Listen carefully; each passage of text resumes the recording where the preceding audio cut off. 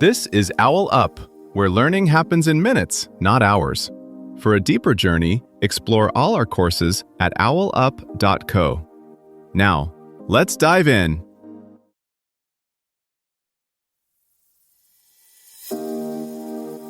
Welcome back to Chapter 2 of our series, Vikings Beyond the Myth.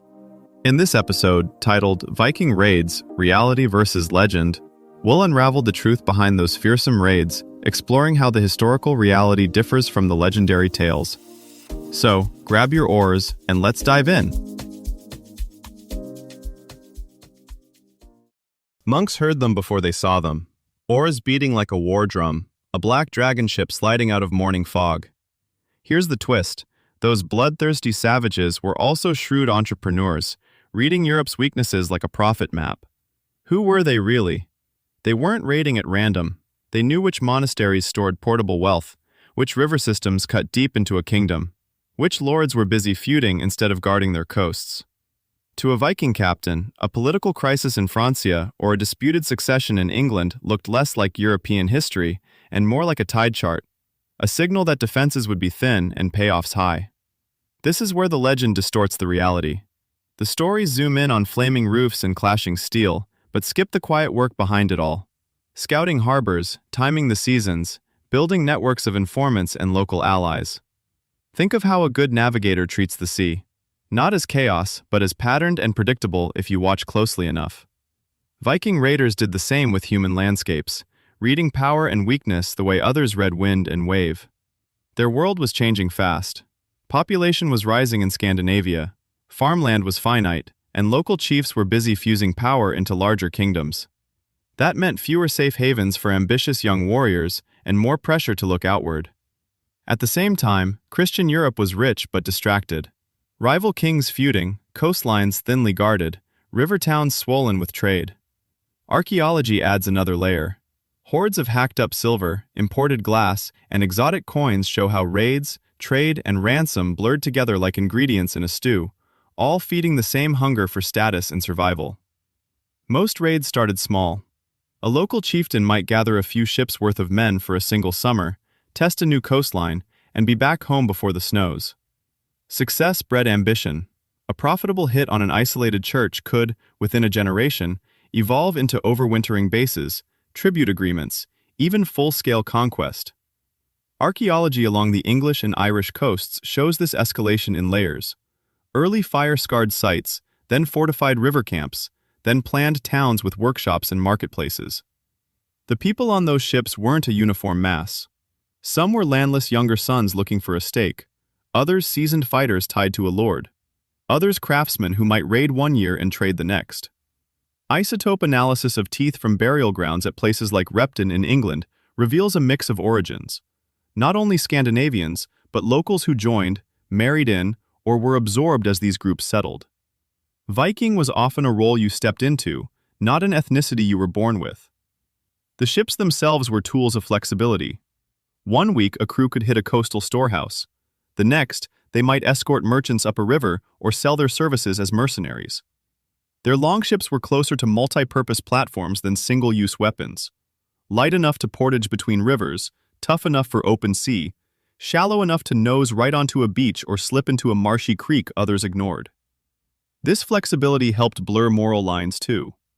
A monastery might be sacked one year and paying for protection the next.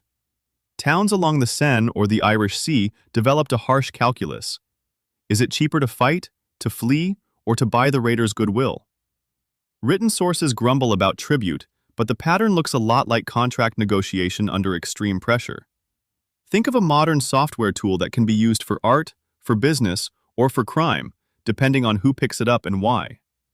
Longships and warbands worked the same way.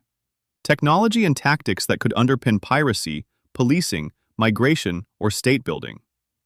Over time, success at raiding fed back into politics at home. Silver and slaves flowed north, funding larger hauls, grander feasts, and more loyal retinues.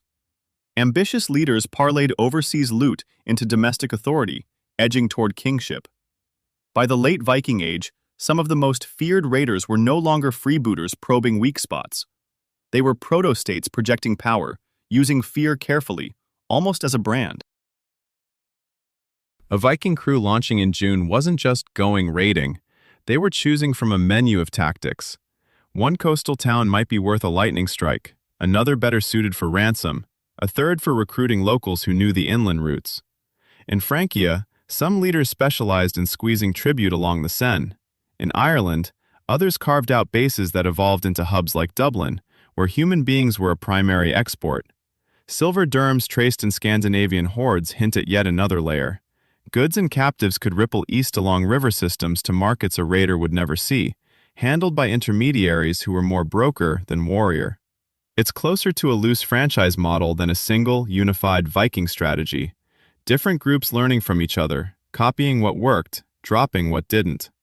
A chieftain who mastered river access or negotiation skills could suddenly punch above his weight, not because he swung a harder sword, but because he understood how many ways there were to turn one voyage into leverage for the next.